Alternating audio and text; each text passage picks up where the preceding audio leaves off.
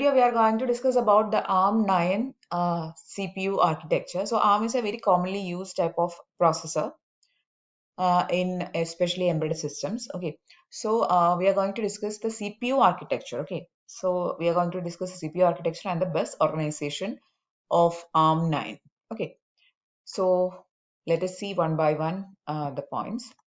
So before seeing the structure of the CPU, you should know that ARM is actually Advanced RISC Machine. Okay, ARM is the abbreviation of Advanced RISC Machine. So there are two type of processors. There can be RISC processor or CISC processor. So ARM is a type of, that is a processor which is following the RISC architecture, means reduced instruction set computer. Okay, so the instructions are reduced and precise. So since it is following the RISC architecture, it is actually very suitable for embedded applications. Okay, so embedded applications are very application specific and very function specific, right? So if you are using ARM, means since it is following the RISC architecture, it is very useful. Okay, so ARM is Advanced RISC Machine, and it is the first RISC processor for commercial use. Okay, so it is the first set of it is the first RISC processor which is used for commercial use, and it has a lot of applications in embedded systems development especially. Okay, so the RISC is a microprocessor that has been designed to perform small set of instructions. So the main feature of RISC is that the instructions are very small, which will be giving an advantage of overall speed increase. That is there will be an increasing speed of the processor. Since the instruction sets are very small and to the point, the speed of the processor will be increased. Okay, so the ARM is a very good option for embedded applications since it is giving high performance, low die size and low power consumption. Okay, so it is having a low power consumption and low size, and it is having high performance also. So the instruction sets are very small since it is following a reduced instruction set or RISC architecture. So it is very suitable for embedded applications. Okay, now this ARM9TDMI. So if you say the processor name, it is ARM9TDMI. So it is having two modes of operation. It is having 32-bit ARM mode and 16-bit thumb mode also. Okay, so it is having instructions for 32-bit ARM and 16-bit thumb mode. Okay, so that is the features. Next, so the ARM is also having a debug architecture. So the ARM9TDMI supports ARM debug architecture and includes logic to assist in both hardware and software debug. So this D is actually standing for debug. Okay, so it is having hardware and software debug mechanisms, and also it allows external memory access, and there is unidirectional and bidirectional external memory access possible in ARM9TDMI. Okay, there is an ARM9 external memory access, unidirectional, bidirectional is possible. And also it support coprocessor. If you want to have a additional support processor, then it is possible. Okay, there is a 5-stage pipeline in ARM9TDMI. We are going to discuss that later on in this video.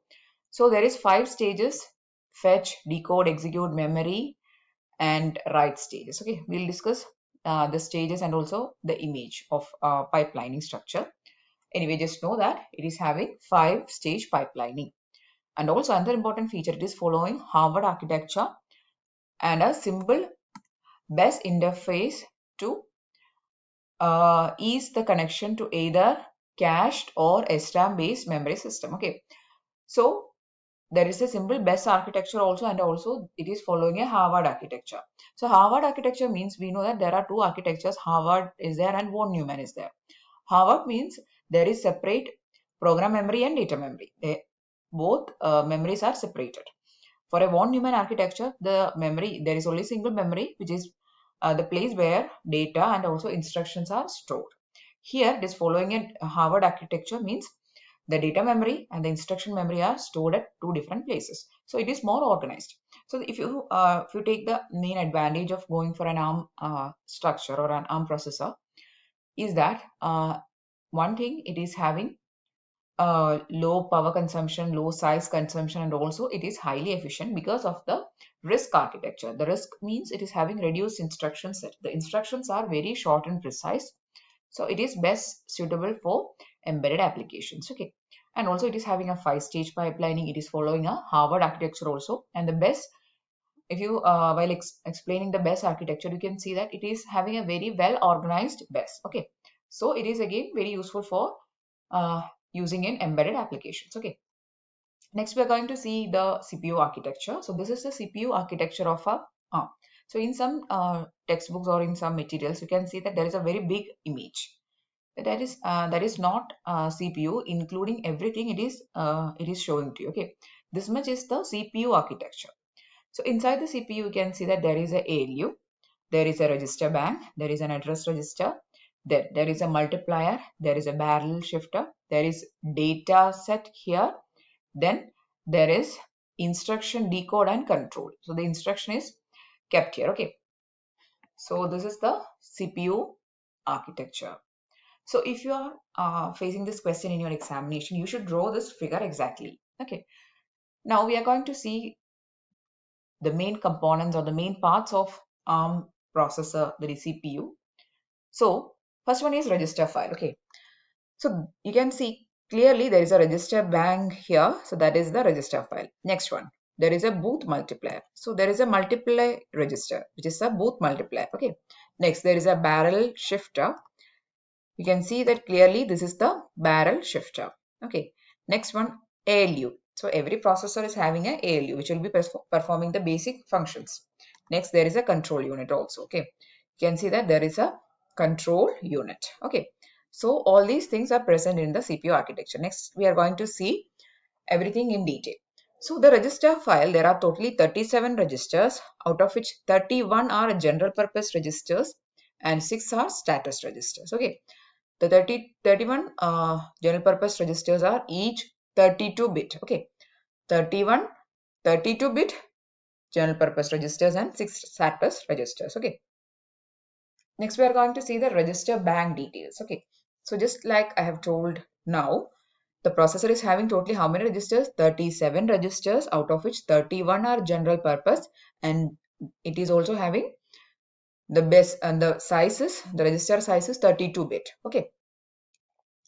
Now, starting from the register R0, 16 general registers, that is R0 to R15, and 1 or 2 status registers are visible to the programmer. Okay.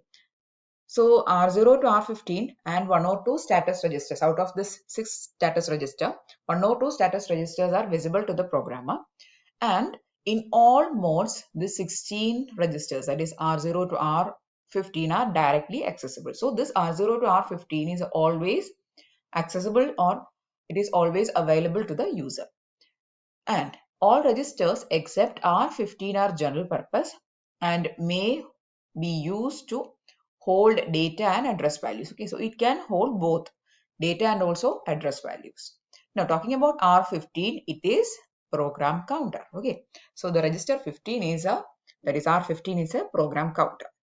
So we have talked for R0 to R15, that is 16 registers.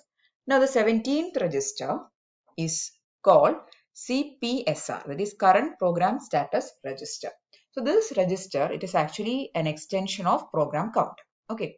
So this register is containing the condition, code flags and current mode bits. That is, it will be storing the details of condition flags and the bits for indicating the current mode of operation. Everything is actually stored into this CPSR register.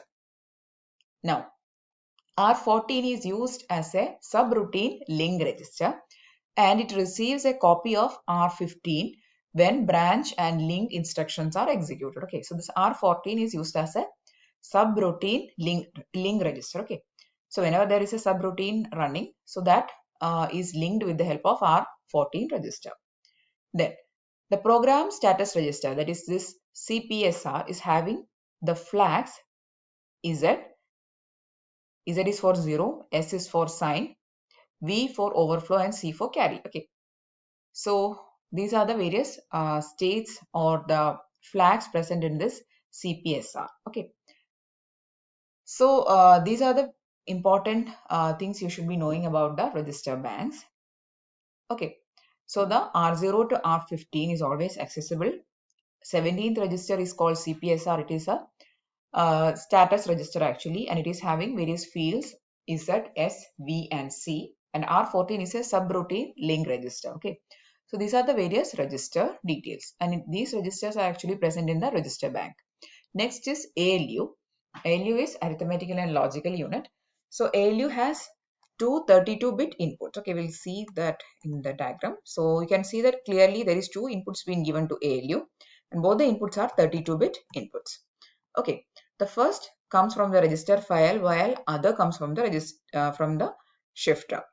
And ALU also modifies a status register flag. So based on the operations happening in ALU, various flags will get set. So while studying 8051 also we have discussed these things. So here you can see one input of the ALU is coming from the register bank, one is coming from the barrel shifter. Okay, next. Booth multiplier. So this booth multiplier has three 32-bit inputs, and all the inputs are coming from the register file.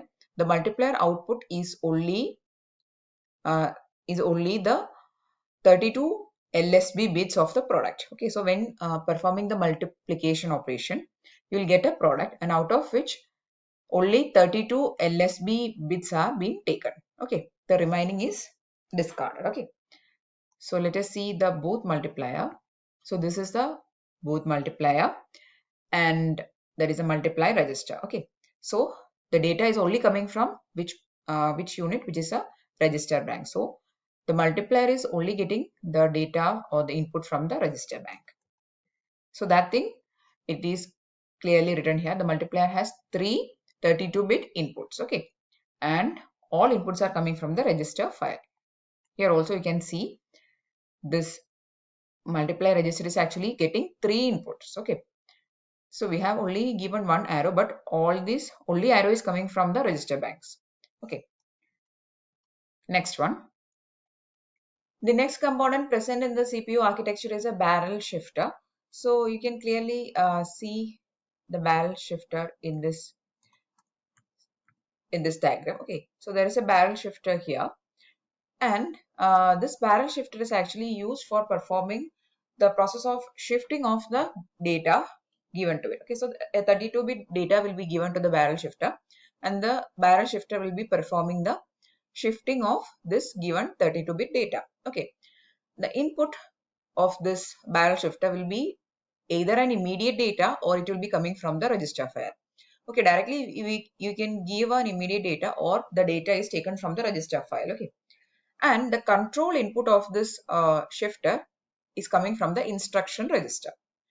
And there is a field called shift field in the instruction, and this shift field will be deciding whether the data is to be shifted left or right, or arithmetic right, or rotate right. Okay, so this type of various different type of shifting is actually done based on the shift field. Okay, so that is the details of barrel shifter. Next one is control unit. Okay, so the control unit, for any microprocessor, there is a control unit which is actually acting as a heart of the system. Okay, so this control unit is responsible for controlling and coordinating of the whole processor or CPU. And the control unit is actually a pure combinational unit, and also the processor timing is included in the control unit. Okay, so these are the various elements present in the CPU architecture. Okay, so first one we have discussed, there is a register bank. We have seen what all registers are present. There are totally 37 registers. 31 is general purpose, 6 is status registers. Then there is ALU, there is booth multiplier, there is barrel shifter. We have discussed that the barrel shifter is having input data taken from either a register file or it is an immediate data. The controlling is actually, that is the nature of shifting is depending on the instruction register. So the control inputs will be coming from the instruction register based on which the shifting is performed. Okay. And also another thing I want to tell you is that the amount by which the register is shifted, that is how much amount with which the data is to be shifted, it will be present in the immediate field of the instruction. We have seen that, or we have discussed that the control input is taken from the instruction register. That means it is an instruction, and that instruction is having a field called shift field. Okay, so that is the immediate field, or the shift field is deciding, that is the immediate field or the shift field of the instruction is deciding the amount by which the shifting is to be performed. Or it can be lower 6 bits of the register in the register file. That means if you are taking this control, mostly the control input of the barrel shifter is coming from the instruction register. Sometimes it is taken, that is a control input. I'm talking about the control input, okay, not the data to be which we are shifting. There is also a requirement of a control input, right, which is controlling the shifting operation of this barrel shifter, right? So this control input, it will be either from instruction register or it is from directly from the register bank. In that case, if you are taking the control input from the register bank, then the lower 6 bits of the register is determining this shifting operation. Okay, that is how much shifting is to be done, what type of shifting is there or required, or it is to be done. Everything is controlled. Okay, so this is about the barrel shifter. If you want to brief up barrel shifter, it is nothing but it is a unit which is going to shift your given data. That is a 32-bit data it is going to shift. Okay, next we have also seen the control unit. So that's all about the CPU architecture. Next we are going to see the pipelining mechanism. So this ARM9 is having a 5-stage pipelining mechanism. Pipelining means the way in which we are going to present the data to the processor. Okay, so there are various stages. There is some processors with 3 stages, some processors with 5 stages. Likewise, it will go on. Here it is following a 5-stage pipelining. The various stages are instruction fetch, instruction decode. So this will be happening in every cycle. Any of these stages will be happening in this. There is any of these steps will be happening in these stages. Instruction fetch, instruction decode, execute, data memory access, and register write. Okay, so this is the structure of 5-stage pipelining. Clearly you can see there is 5 stages. In the first cycle there is fetch, then decode, execute, then data memory access, and register write. So this is the first initial case, then it is getting shifted, likewise it will go on. So this is the 5-stage pipeline. Okay, so ARM9 is having a 5-stage pipelining. The various stages in the pipelining or various steps in the pipelining are fetch, decode, execute, data memory access, and register write. Okay, next one, bus organization. This is one of the very important topics in ARM9 architecture. So while discussing the ARM9 CPU architecture, you should be also discussing the bus organization. So ARM is having a bus called, we call it as ARMBA bus or AMBA bus. Okay, so this AMBA bus architecture, if you see, it is actually divided. We'll discuss with the help of the image. Okay, so this is actually getting divided into 2 sections. There is a AHP or ASB section here, and after this bridge, you can see a bridge clearly here. After that, there is APB. Now, if you closely examine this figure, you can see that this AHP, this section is connected to the most important parts of the processor, whereas this APB is connected with the peripherals. So the total bus is divided with the help of a bridge as AHP and APB. Now, what is AHP and what is APB? Let us see. So AHP means ARMBA High Performance Bus.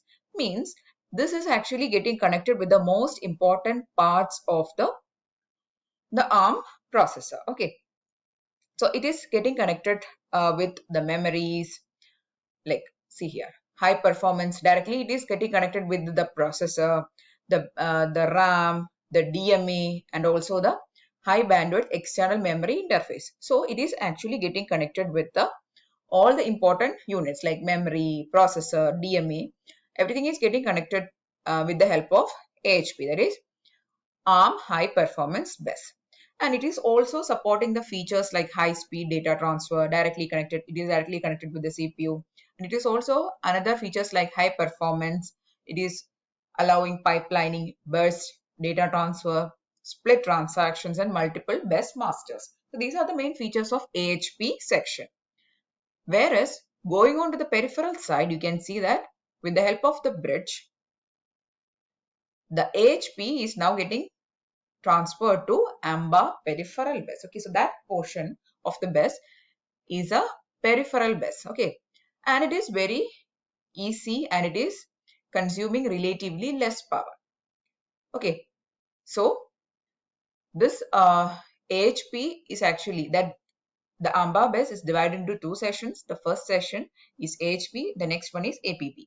AHP is for high performance or high speed operation, whereas APB is for simple low power consumption operations. Okay, so actually what is happening here is the AHB assumes that all the peripherals will act as a slaves. Okay, so simplifying the logic required in both the peripherals and the bus controller. Okay, so in the APB, it doesn't perform pipelining operations and everything, so it is making the bus organization very simpler.